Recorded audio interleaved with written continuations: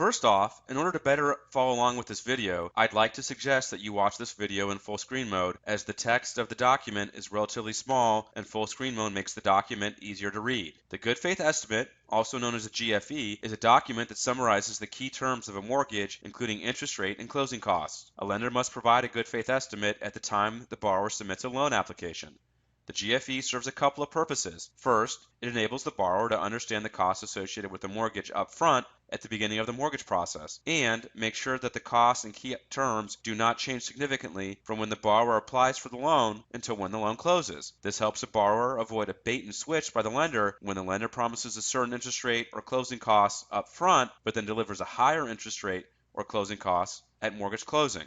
The second purpose of the GFE is to enable borrowers to compare mortgage proposals from multiple lenders. One of the best things a borrower can do to make sure that they are getting the best terms for their mortgage is to gather and compare mortgage proposals from multiple lenders. The GFE is a standard document that is the same for all lenders, so a borrower can use the GFE to shop for mortgages and select the one that is right for them. By law, a lender is required to provide a GFE within 3 days of a borrower submitting a loan application. It's important to note that just because you apply for a mortgage with a lender does not mean you are obligated to select that lender. In fact, it's a good idea to gather mortgage proposals and good faith estimates from 3 to 4 lenders and then select the lender that offers the best terms. I'm going to walk through an example GFE for a home purchase mortgage. It's important to explain some of the terminology used in the GFE. The GFE frequently refers to settlement charges, which is the same thing as closing costs, so those terms are basically interchangeable. The first page of the GFE serves as a summary for the terms and costs of the mortgage. The first section I want to highlight is the important dates section, which indicates how long the mortgage proposal is good for. So you can see with items 1 and 2 how long the quoted interest rate and closing costs are good for unless you decide to lock your mortgage. If you lock your mortgage, the lender agrees to set the terms of your mortgage, including interest rate and lender fees, for the time frame of the lock period. If you think that interest rates could go up during the time it takes to process and close your mortgage, then you should consider locking your mortgage. Next, we have a summary of our mortgage. In this example, we show a $380,000 30-year fixed-rate mortgage with an interest rate of 4.250%, and based on those terms, our monthly mortgage payment is $1,869.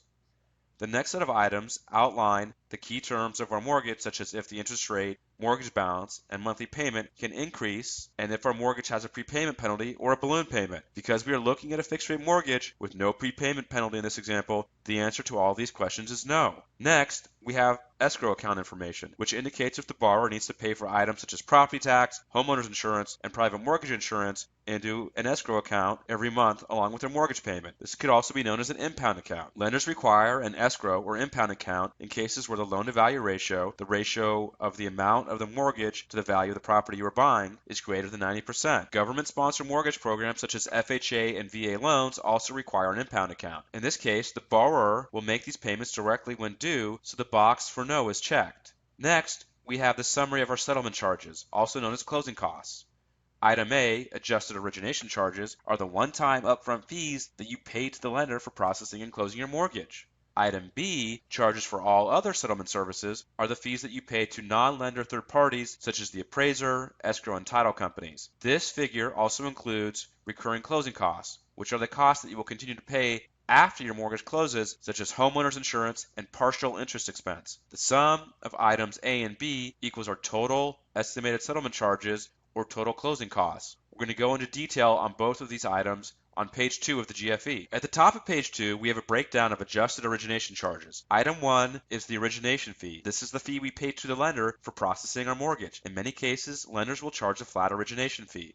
The second item indicates if you have decided to pay discount points to lower your interest rate. A discount point is an upfront fee equal to 1% of your mortgage amount that borrowers have the option to pay to lower their interest rate. If you decide to pay discount points, it will lower your interest rate but increase your settlement charges. In this example, we are not paying discount points, so the figure is 0. The sum of items number 1 and 2 equals our adjusted origination charges, or $1,070 in this example. Next, we have the breakdown for the charges for all other settlement services. Item number 3 shows the services required to close your mortgage that are selected by the lender. So in this case, the lender selects the appraiser and also orders several standard reports required when you get a mortgage to buy a home. In many cases, borrowers are required to pay for the appraisal when they submit their loan application. Item number 4 shows the fees for title insurance and a settlement agent such as an escrow company or real estate attorney. In many cases, The buyer is required to pay for title insurance for the lender to make sure that there are no exceptions or issues with the property's title or the legal document that records the property's ownership. This figure also typically includes fees for an escrow company or real estate attorney to manage the closing process. Next, we have owner's title insurance, which protects the buyer from any title defects. The property seller typically pays for this, so we have left that figure blank. Item 6 is required services that the borrower selects. In this case, we have included items such as the pest and property inspections that, although technically are not required, are highly recommended when you purchase a home. The borrower, usually with input from a real estate agent, selects the companies to perform these services. Item 7 is government recording charges, which are the fees charged by local governments to document your mortgage and property purchase.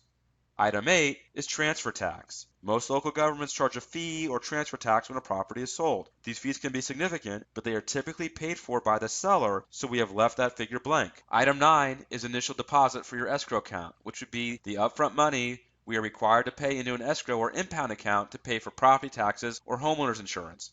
In this example, we are not required to have an impound or escrow account, so we leave this figure blank. Item 10 is daily interest charges. As part of your closing costs, you're required to pay the lender interest charges from the day your mortgage closes until the end of the month in which your mortgage closes. In this case, we show our mortgage closing on the 15th, so we are required to pay interest for 16 days. Keep in mind that this figure is an estimate because it's hard to predict when your mortgage will close, and the final figure will depend on the actual date your mortgage closes. Item 11 is the fee for homeowners insurance, which is also known as hazard insurance, which is insurance against significant property damage, such as from a fire. Borrowers are required to purchase homeowners insurance when they get a mortgage. The addition of all these items is our total charges for all other settlement services, which, if you remember, matches the figure on the bottom of page 1. And if you add that figure to item A, our adjusted origination charges, you get total estimated settlement charges, or total estimated closing costs, which also matches the figure at the bottom of page 1. Page 3 of the GFE explains how to use the GFE when you're gathering and comparing mortgage proposals. The first third of the page explains which closing charges can change and how much they can change from the time you receive the GFE until when your mortgage closes. It also explains how you should compare your GFE with a document called the HUD-1 to ensure that no additional charges have been added without your consent. The HUD-1 is a document that the closing agent must provide to borrowers at least 1 day prior to the closing of your mortgage that details the actual final terms of your mortgage, including closing costs. Significant differences between the GFE and HUD-1, such as an increase in interest rate or higher closing costs, may be a sign that you're not getting the mortgage you thought you were. The next section is a trade-off table that shows you how your interest rate and mortgage payment would change if you pay more or less in closing costs. For example, if you decide to pay discount points to lower your interest rate. We only show one mortgage in this example, but you can request different mortgage options from the lender to fill out this table. At the bottom of the page is the shopping chart section of the GFE, which allows you to compare mortgage proposals from multiple lenders. The table allows you to input the interest rate, mortgage payment, and settlement charges from the GFEs you receive to compare mortgage and lenders and select the one that is right for you. We encourage you to review related freeandclear.com videos such as our HUD-1, Truth in Lending Statement, and Lender Fees Worksheet overviews, as well as the Home Purchase Mortgage Process Guide on freeandclear.com. Thank you for reviewing the Good Faith Estimate Overview with freeandclear.com. freeandclear.com.